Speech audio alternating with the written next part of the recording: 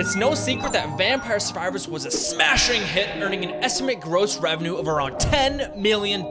As a result, we've seen a wave of clones in what some are calling the bullet heaven genre. Don't get me wrong, Vampire Survivors didn't exactly create this new genre, but it did show us that there's a desire for small, simple, fun games. Cool story, bro. How about you skip to the part where you talk about your game's idea? It's actually more than just an idea. Right now, yes, right now, you too can play the demo over on Steam. Chess Survivors is the answer to the question, what if you combine chess with Vampire Survivors? In practice, this makes it a quick turn, grid-based roguelike where you try and outmaneuver and destroy an ever-growing horde of chess-based enemies.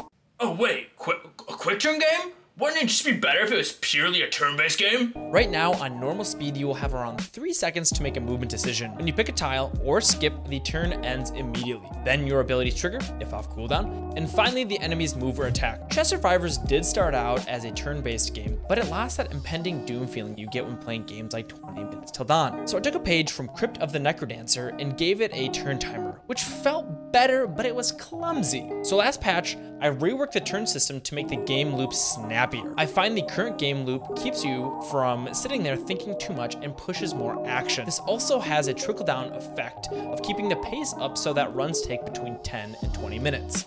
Ah, you must be a big chess nerd then, right? Actually, no. I've played chess for as long as I can remember, but I've never been any good, and I actually don't know any real chess strategies. The original idea for Chess Survivors came to me back in April while I was on the toilet looking at the top entries from the Ludum Dare 50 Game Jam. I saw Shotgun King and thought it used some of the known elements from chess in an interesting and unique way. Additionally, one of my biggest gripes with Vampire Survivors is that the movement and enemy design felt stale. So I'm hoping Chess Survivors can fix this with chess-based enemies and movement patterns.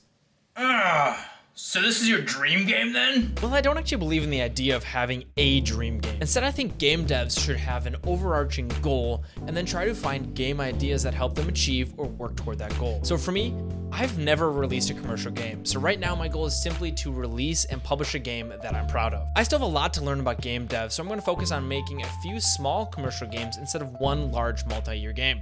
So you ask me, is this my dream game? Certainly not. But there are elements like the ability upgrade system and the relic system that I'll likely use again in future projects. Being an indie game dev is challenging. Along the way, there are many twists and turns, but right now, I'm simply falling in love with the journey.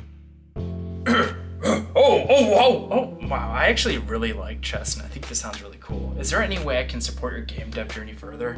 Simply watching my videos is enough, but if you want to support me further, I'd love if you go check out the Chess Survivors demo over on Steam and make sure to wishlist it while you're there.